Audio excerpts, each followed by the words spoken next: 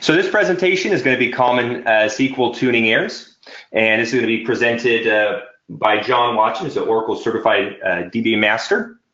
And what he's going to talk about for us is frequently seen errors in analysis and design. So talk a little bit about kind of how we develop things and kind of errors that come from that. Common programming mistakes, which is something that I know you never make, but it's just to help me out. Gathering all necessary statistics. So this is basically just trying to make sure that our stats are up to date, so we have all the information about our database. Recognizing suspicious structures and execution plans, so being able to identify things that don't look quite right. And then follow a solution discovery method. So John will make sure that given these potential errors that we can now spot and recognize, how do we solve them? Because if you don't know how to solve them, identifying the errors only half the battle. So without further ado, I'd like to go ahead and hand it over to John Watson on common SQL tuning errors and how to fix them. Thank you very much, Tyson. Now, what I'm hoping to cover, I'm approaching this from the point of view of a database administrator rather than from a developer. And as a DBA, I see so many applications and I see the same issues in code again and again and again. I'm using the word issues, perhaps errors is a bit too strong. Things I see in code that I know are going to cause performance problems that are causing performance problems. And I want to go through just some of these. First point, you've got to validate your design. Look at your data structures. Think of third normal form. Now, I'm sure many of you were at college much more recently than I was, but at college they teach you third normal form, fourth normal form. There's probably someone in a university computer department somewhere developing 10th normal form. Now, you get some systems analyst straight out of college, he will normalize your data all the way. I know he will, because that's what I used to do. That is often not the best solution for decent performance. Over-normalized structures will not perform well. Under-normalized structures will not perform well. You have to understand your data, understand the queries that are going to be hitting it. If you only ever get to a child table through the parent table, you don't need to normalize it. You could denormalize that child table into the parent rows, and you'll improve performance. Under-normalization can help a lot if you do that, particularly in a data warehouse. But under-normalized structures will not perform too well either, particularly not for DML. You need to understand your data, understand the application that's going to hit it. What's more straightforward, though, is always making sure you have appropriate data types. And that's a problem I see over and over again. Problems caused by incorrect use of data types. Take a simple example like this. I'm working, by the way, in the Scott demonstration schema. So I've got my emp table with its 14 rows. Now, what I'll see so many times in software is code like this.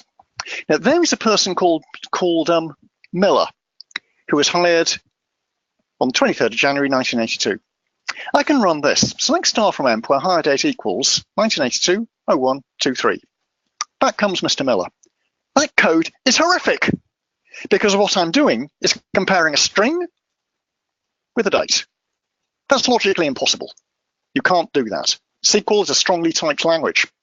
So what Oracle has to do is typecast that string into a date before it can do the comparison.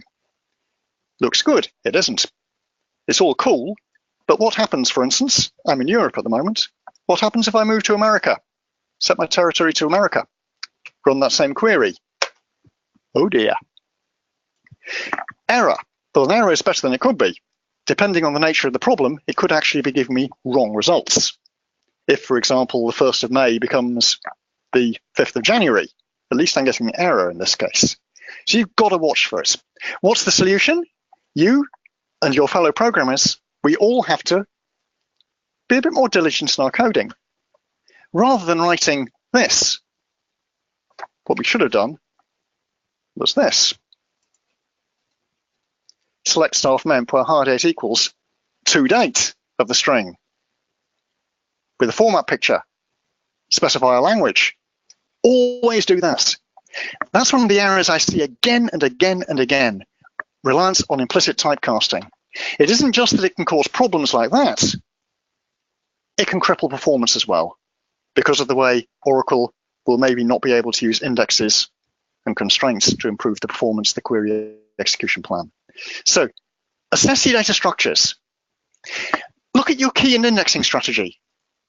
Index all your key columns. Many people forget to index foreign keys. Maybe they think they don't need an index on the key. Well, you may not need the index on the key. Oracle might. Take an example here. I'll log on as Scott in another session as well. And we'll see the sort of problem that can occur. In one session, I shall delete from emp where depth no equals 10. There go 3 rows. In another session, I shall delete from depth where depth no equals 40. Oh dear.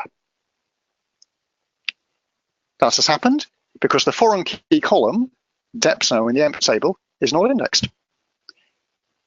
Row lock, or table lock in this case. That's going to cripple performance.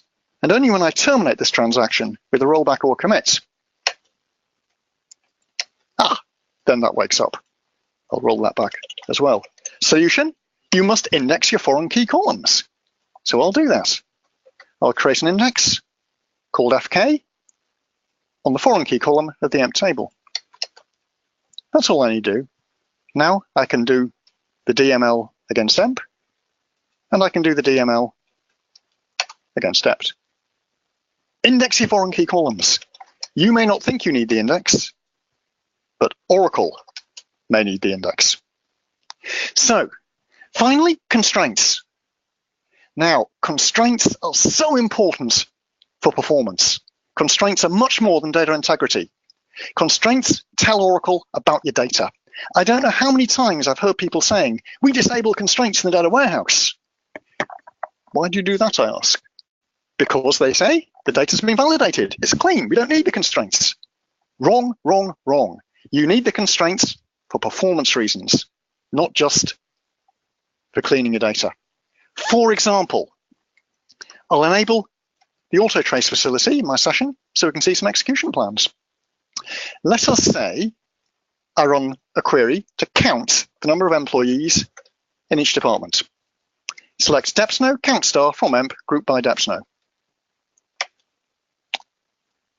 Back come the answers. Department 30 has 6 employees, Department 10 has 5 employees. How did Oracle do it? Full table scan. Well, what if I make a change to the table? Describe emp. Now, I happen to know that every employee does have a department. So I'll tell Oracle that fact by declaring it not null. Now, when I run that same query,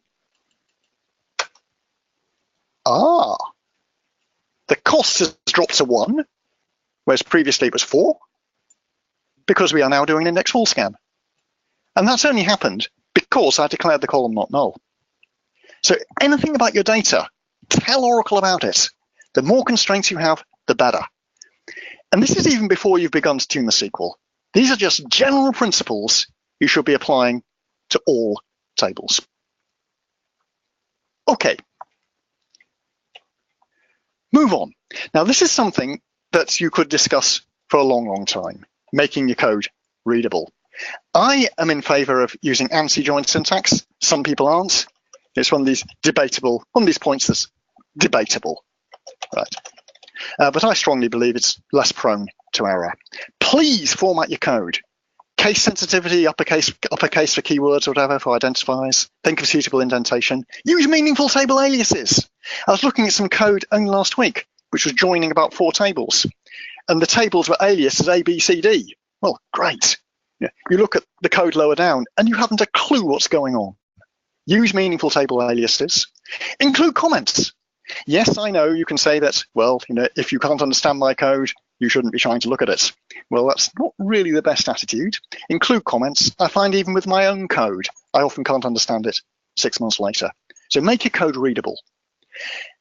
Having got through those 2 stages, validate the design, make the code readable. You've now got your code into a state where it can be tuned. Hey, John, can I interrupt for 1 second? Please. Yeah, so we got a question that came in, or two questions really. The first one is there any particular king of constraints, or is there any, I guess I would take that as, is what's the most important constraint, or is there one? The constraints that really matter, you've got not null is one that's often ignored. So I'll say that's a really important one simply because it's so often missed out. Not null constraints give the optimizer wonderful information about your data. That's probably the one I see missing more often than anything else. Yep. Awesome. If you know a column has no nulls, declare it as such.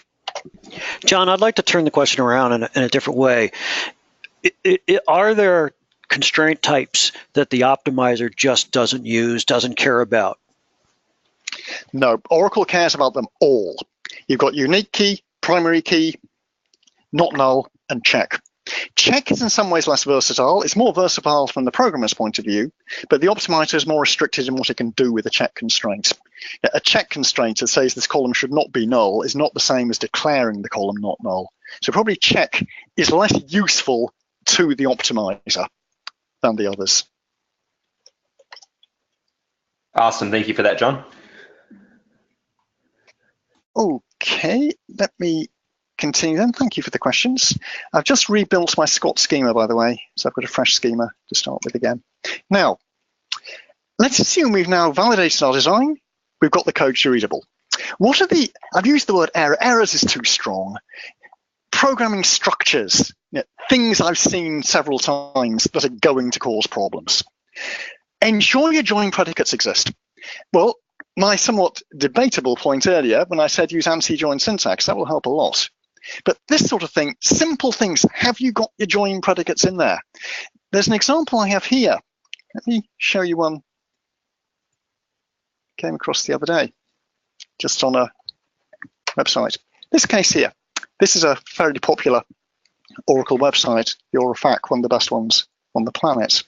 Here's this guy saying, I'm trying to load data using the following query, taking forever to get results. Right, and there he is, projecting his columns from, he's not using ANSI syntax, never mind that. And then we look at the execution plan, which he provided later on.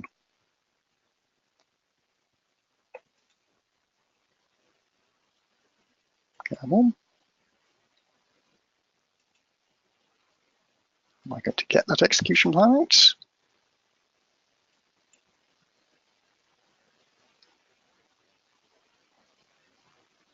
No, I did download it earlier. So let me just check if I got it somewhere else. And then we'll see the problem that occurred. Here we are. Right, so I've got a copy of it here that I downloaded earlier. This is the execution plan for his statement that he is complaining takes forever to run. Right, so what's the problem likely to be? Well, it's a select statement and it's returning 28 trillion rows. So it's hardly surprising that, as he says, it's taking a long time to run. Returning 28 trillion rows is ludicrous. And it gets worse as you go down the plan. At this point, 562 trillion rows, requiring 95 petabytes of space. No, it isn't temp space. And there you see merge join Cartesian. He's missed a join condition. He's getting a Cartesian join. You go back to the code, and you can see what's happening. Simple problem. He's projecting those columns from 1, 2, 3, 4, 5, 6, 7, 8, 9, 1, 2, 3, 4, 5, 6, 7, 8, 9, 10, 11, 12. 12 row sources. Then his predicates, he has separated his join conditions from his filters. Good. But even so, what join conditions does he have? 1, 2, 3, 4, 5, 6, 7, 8, 9, 10. He's got 10 join conditions, and he's trying to join 12 tables. How many join conditions do you need to join 12 tables? You need 11. It's that straightforward. Well done. I see in the chat. Well done. You need 11. Well done. That's a great question, John. Thank you for that. It's that straightforward. And I see this sort of mistake again and again. Right. You can get away with it. What I see quite often is people are returning vast numbers of rows. They realize they've got too many rows, so then apply more filters to throw away the ones they don't want. Well, it will work, but the performance is going to be appalling. Note that if we were using ANSI join syntax, that wouldn't happen. You do not get a cross join unless you specifically ask for it. Next problem. Think about whether your index usage is being suppressed. There are any number of conditions that can suppress index usage. Most commonly, it's when columns are wrapped in functions. When they're wrapped in functions. Let's go back to the Scott schema again. Connect Scott Tiger. Let's run a simple query. First off, I'll enable the auto trace facility so I can capture the execution plan. And look at the emp table. There's the emp table with its 14 rows. Full table scan, no problem, because I said select star from emp. Now, let us say I want to see who was recruited in January 82. So whose hire date was January 82? The query could look like this. Select ename from emp, where trunk hire date down to the month equals to date, 1st of Jan 82. And I have provided a proper clause. But let's see if it's good enough. I run that. No rows selected. No rows selected. Right, I said I wanted that, gave it a picture clause, and it can't find the 1st of Jan, who's born, who was there in January 82. Why not? This is me playing games with you. It's a matter of age. How many people are old enough to remember Y2K? What I should be doing is this. I should be using the format clause. Well done, Eric. RR. And now at last, I get Mr. Miller back. Right. So that's just a minor point. Again, you've got to be so careful when you're relying on when you're doing typecasting. So back comes Mr. Miller as the only person who was hired in January 82. Maybe I want to tune it because we had to do a full table scan. Let's create an index. So I'll index the column, hire date. All over I see clients, we have clients all over Europe and North America, and I see indexes all over the place that people create trying to tune queries, and often they're completely useless. So I've indexed the hire date column. Let me run the query again. Full table scan. It's refusing to use the index.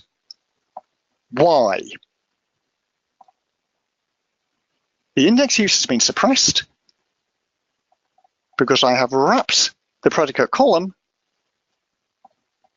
in a function. A function-based index will be an alternative. That will be one solution. Look in the questions, well done, Eric. And Fabio, correct. I've wrapped the column in a function. Function-based indexes will be a solution, but it's an awkward solution because the developer has to know it's there to make best out of it. What I should be doing is simply rewriting the query. It's a bit more work for the developer, but if I write it as this, select ename from emp where hire date greater than to date 1st Jan and hire date less than to date 1st February. Well, I could use between instead. Once I rewrite it like that, and get rid of that, bingo, we're using the index. So make sure that your program structures are not suppressing index use. Make sure your indexes are created appropriately so that your code can use them. So once again, you have to understand your queries and create indexes appropriately. Understand your queries, understand your data. Next problem, nulls. Nulls are often a case of bugs as well as performance issues. Anytime there's a null involved, you have to think about how Oracle is going to react. Nulls are strange things. I'll cut short some time on this because we don't want to run short, but take a look at this example here. Again, still in the emp table. Select ename cell com, salary and commission from emp. Right. All my employees have a salary. Some of them have commission. Right, straightforward query there. What, however, if I want to know their total remuneration? I want the sum of salary and commission. Right.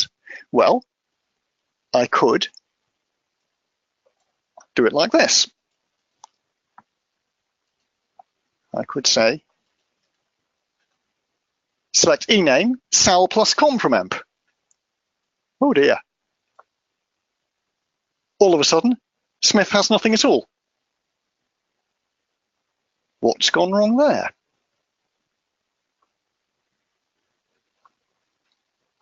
It's all to do with nulls. Any operation on a null returns null. And there's the answer. Nice one, Fabio. I have to adjust my code to do this. NVL. Never forget that one. Nulls are often bugs waiting to bite. I've seen so many times applications get through testing, user acceptance testing, all the rest of it, without a single problem.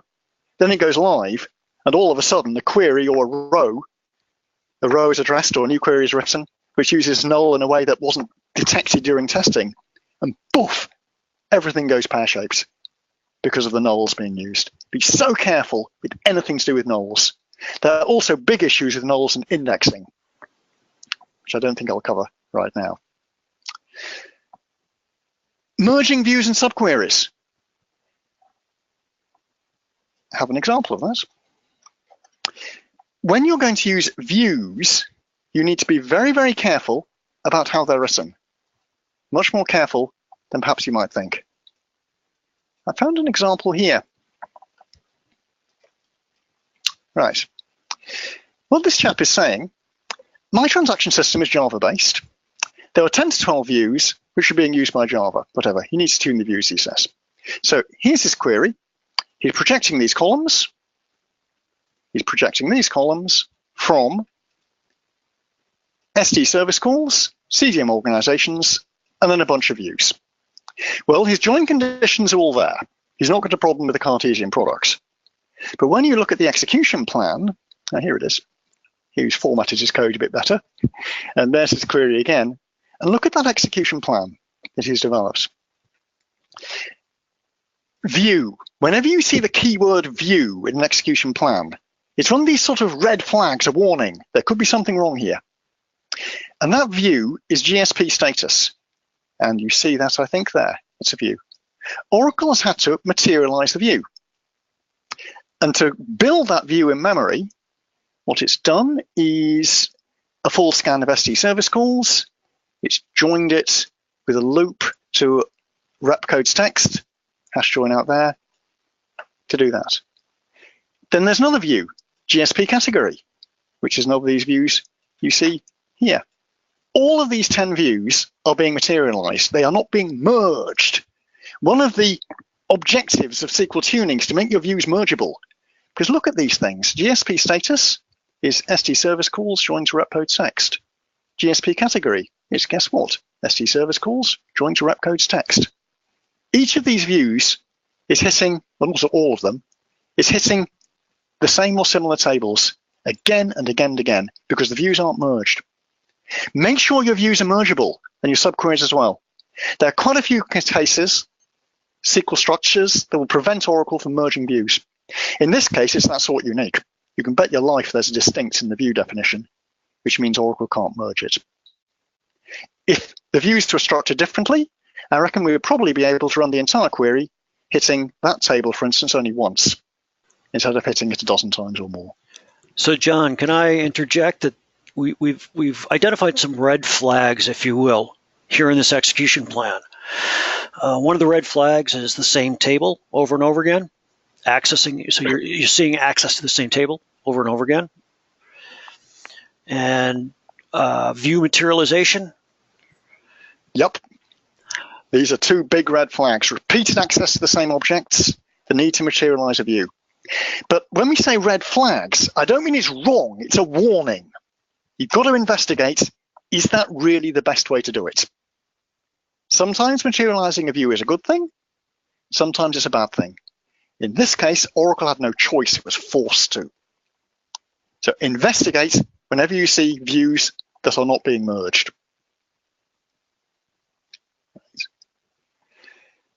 Another one, projecting subqueries. That's something that some programmers do a lot because it's an easy way to code. Take an example, obviously these trivial examples, but you should be able to generalize from them and hope that you'll see what I'm getting at. Here's a query. Select ename dname from emp join dept using deptno. So simple anti-join syntax query that's joining emp to dept. What I want is employee name, their department. And Oracle's done that with a hash join. Scan-driven hash join. Nothing wrong with that. Let us then say I want to modify the query to add another column. The end user comes back to me and says, that's all very well, but I want a bit more information. What information does the end user want? Well, there's a table in the schema called, or select star from, there's a sal grade table. And this says that depending on the salary band, if your salary is between 700 and 1200, you are in grade 1. Right. Let us pretend then that the end user comes back and says, I want to add the employee's grade to this query. The lazy way to write that code, and it's not necessarily wrong, but I won't say lazy, I'll say the easy way to do it. It's to take the existing query and make the smallest possible modification to it. There's my existing query that joins emp to dept. And I want to add the sal grade column. The sal grade column, which we see from that table there, a grade based on salary. The easiest way, the safest way, is just to add the column like this. Add another column there, and the column I will add will be a scalar subquery. I add select grade from sal grade to a cell between low sal and high sal. So we take those, compare it to sal, and retrieve the grade. Now, if you have a query that's already 500 lines long, you don't dare touch it. So rather than mucking about with all of this, you can just add that. And it works. And I've got the salary grade. But we've paid a price. The query was previously costed at 6. Well, it's now gone up to 9. Right, because we are having to run that thing repeatedly, the query against sal grade. The alternative way to do it, rather than just projecting a subquery, think of it, everyone. How many times do you project a subquery in your code? It can be pretty bad. What one should do is more work. Rewrite it as a join. If I rewrite it like this,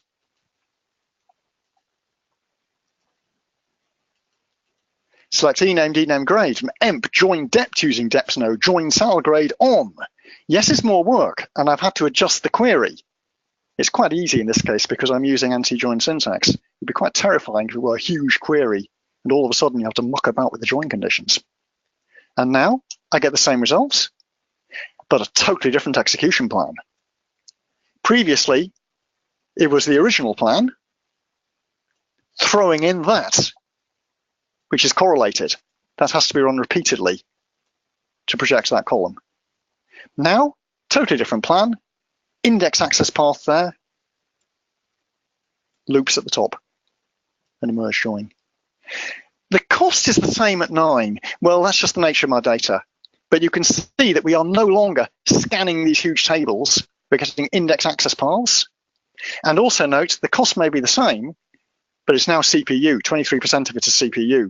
We've reduced the I/O workload hugely. So be careful whenever you see projecting subqueries. It may be good, but it can be very expensive indeed. Whenever you see a projected subquery, think, could I rewrite that as a join? The answer is probably yes. Hey, right, Tyson and I are on the same wavelength here. Go ahead, Tyson. I suspect you're going to ask, is there ever a time where you should use a projected subquery, or is it pretty much universally bad? Well, some of the things I'm throwing out here are deliberately controversial, try and stimulate a bit of conversation. Both of you hit the same one there. Projecting a subquery is safe, easy code.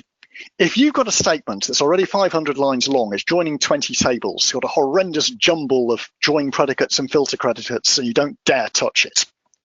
Putting in a subquery, it can be quick, easy, and safe. Apart from that, though, it's hard to see why it's going to be more efficient.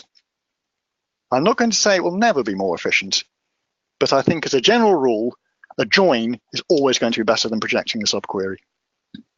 Open to debate, but that's my experience so far. Awesome, thank you. Data types. I've already talked about data types, so I won't demonstrate that further, but always be careful with implicit typecasting. SQL is a strongly typed language. The fact that Oracle will do implicit typecasting for you is not something you should ever rely on. Always do correct typecasting. Never compare dates to strings and so on. Never compare numbers to strings. Always do proper typecasting. Final topic here, and this is a DBA's pet hate. Don't use select star. Nominate the columns that you want to project. So often I see software where the developers are using select star to retrieve a complete row, transfer the row down to the clients, and then filter the columns there. Okay, it works. The database doesn't like it at all. If you nominate the columns you want and only the columns you want, that will give the optimizer much more flexibility for developing plans. There'll be many cases where it can develop plans that don't need the table at all. They can just be satisfied by joining indexes, for instance. The moment you say select star, you're forcing Oracle to do things that may not be necessary. And it's the same with update statements. If you've updated one column, only update the one column. Again, I see some software where the entire row is transferred to the client, and even if one column is changed, every column is then mentioned in the update statement. That will work, but Oracle has to do a lot more in generation of redo and undo. So if you're working on particular columns, name them. Don't ever refer to more columns than you need. So that was some of the errors is too strong a word, but usages that you should question.